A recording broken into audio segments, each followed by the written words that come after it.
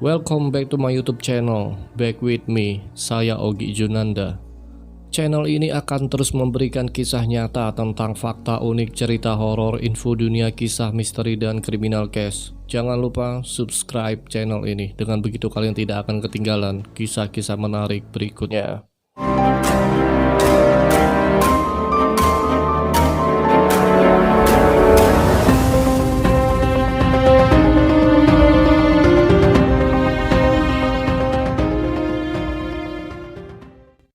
Ada sebuah kisah tentang rumah yang terbakar dan 5 orang anak yang ada di dalam rumah tersebut hilang dan tidak pernah ditemukan.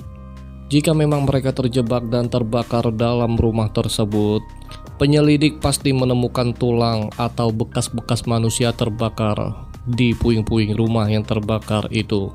Tetapi di puing rumah terbakar itu tidak ditemukan tanda-tanda adanya manusia yang terbakar.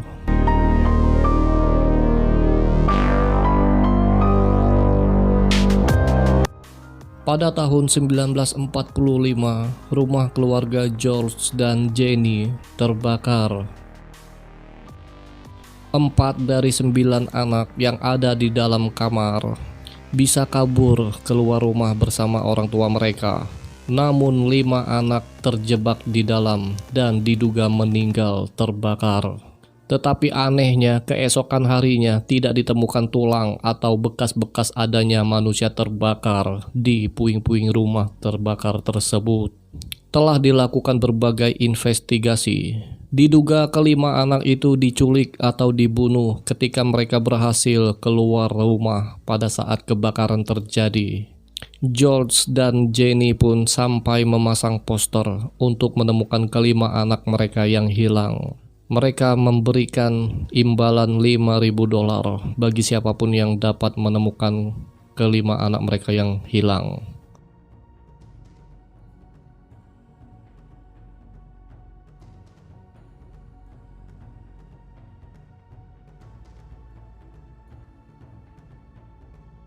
George Soder lahir dengan nama Giorgio Sodu.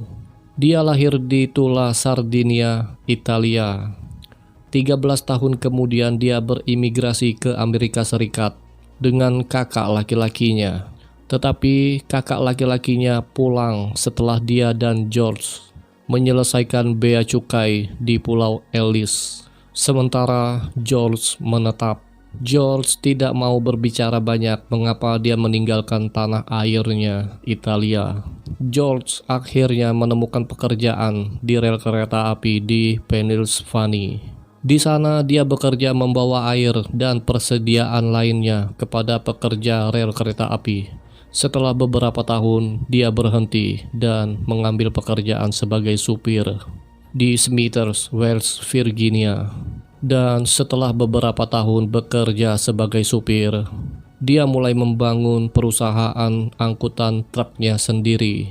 Awalnya mengangkut tanah ke lokasi konstruksi dan kemudian mengangkut batu bara yang ditambang di wilayah tersebut. George bertemu seorang wanita yang bernama Jenny Cipriani. Dia putri seorang penjaga toko di Smithers. Sama halnya dengan George, wanita ini berimigrasi dari Italia ke Amerika pada masa kecilnya. George dan Jenny semakin dekat dan akhirnya mereka berdua pun menikah. Mereka berdua tinggal dan menetap di Fayetteville. Tempat itu memang memiliki populasi penduduk yang sebagian besar adalah imigran Italia. Mereka berdua tinggal di rumah berkerangka kayu berlantai 2. Bisnis George berkembang pesat dan mereka menjadi keluarga menengah ke atas yang paling dihormati.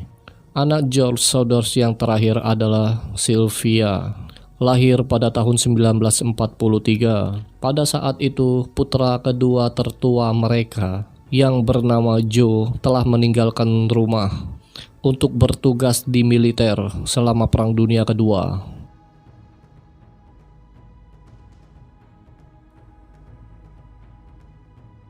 Pada tahun 1943, George terlibat masalah dengan politisi asal Italia.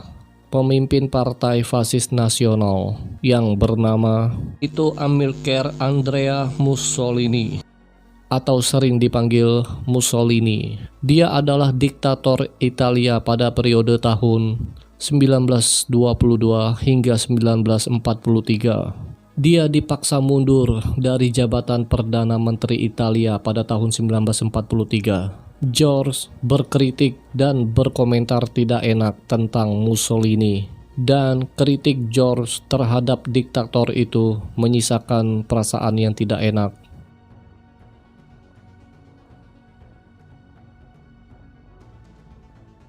Pada bulan Oktober tahun 1945, seorang penjual asuransi jiwa berkunjung ke rumah George. Tetapi George menolak semua tawaran dari penjual asuransi jiwa tersebut. Orang asuransi itu menjadi geram dan berteriak kepada George. Dia mengatakan, "Rumah sialanmu terbakar asap dan anak-anakmu akan dihancurkan. Kamu akan membayar tentang komentar kotor yang kamu buat tentang Mussolini." Tidak diduga penjual asuransi jiwa itu menghubung-hubungkannya dengan komentar yang George buat tentang Mussolini. Pada hari-hari berikutnya, ada orang lain datang ke rumah George untuk mencari pekerjaan. Tetapi orang itu bertingkah mencurigakan, seperti mengambil kesempatan untuk berputar ke belakang rumah dan memperingatkan George bahwa sepasang kotak sekring akan menyebabkan kebakaran rumah suatu saat nanti. George bingung dengan pengamatan tersebut, karena dia baru saja memasang ulang kabel rumahnya. Ketika kompor listrik dipasang, perusahaan kompor listrik tersebut mengatakan perangkat rumah George dalam keadaan aman. Kejadian aneh lainnya pun terjadi. Pada minggu-minggu sebelum Natal, anak laki-laki George yang lebih tua juga memperhatikan sebuah mobil aneh yang diparkir sepanjang jalan raya melalui jalan utama ke kota. Mobil itu seperti mengawasi anak-anak George saat pulang sekolah.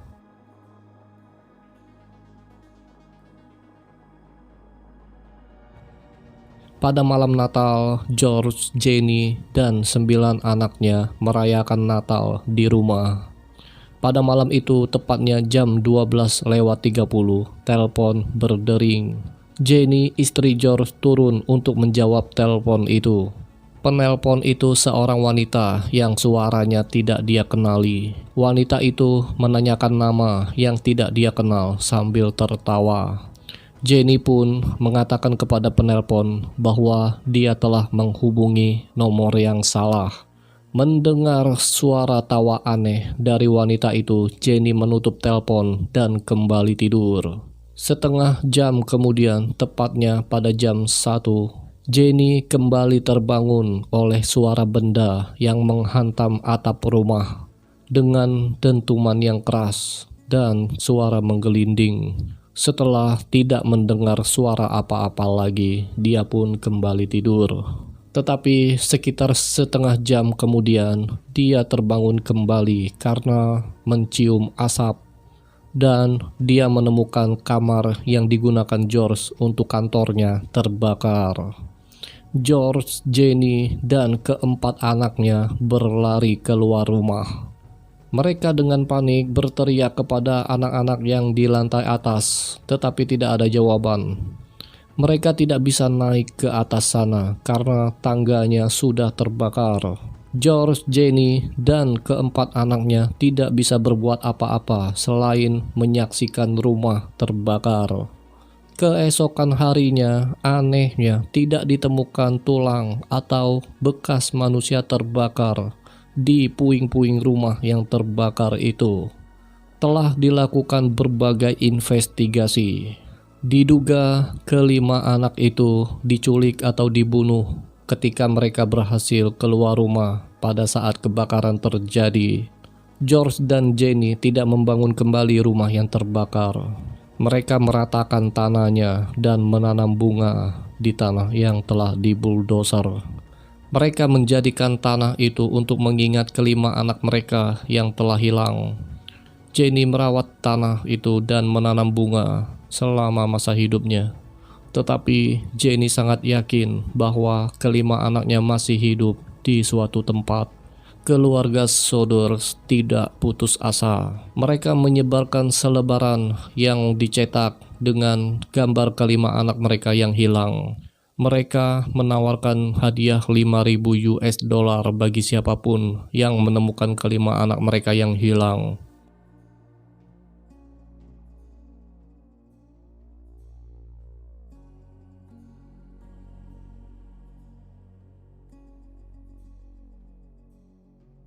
Keluarga Sodor tidak pernah menyerah dan percaya bahwa anak-anak mereka masih hidup di luar sana.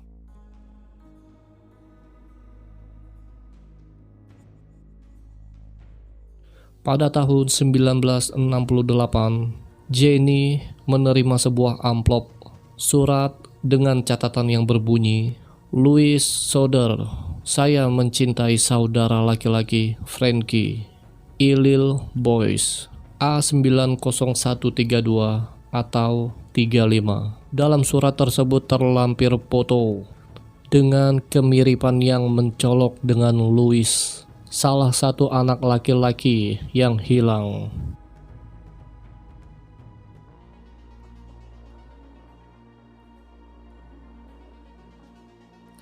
Keluarga Sodor menyewa penyelidik swasta kedua kalinya untuk memeriksa asal-usul amplop tersebut. Amplop tersebut memiliki cap pos dari Kentucky, tetapi tidak ada penemuan apapun. Bahkan penyelidik yang mereka sewa yang berangkat ke Kentucky tidak terdengar kabarnya lagi. Banyak fakta-fakta aneh hilangnya kelima anak keluarga Sodor. Hingga kini masih menyisakan misteri yang tidak terjawab. Entah mereka hilang pada saat peristiwa kebakaran rumah terjadi atau mereka hilang diculik. Tidak ada yang mengetahui kebenarannya hingga saat ini.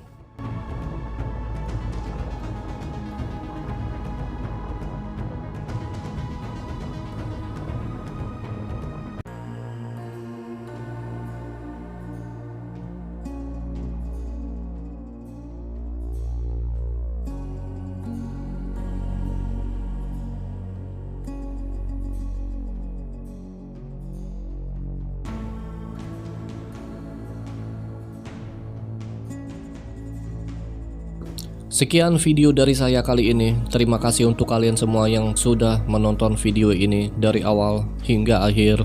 Jangan lupa padamkan tulisan merah yang bertuliskan subscribe di bawah. Dengan begitu kalian tidak akan ketinggalan kisah-kisah menarik berikutnya.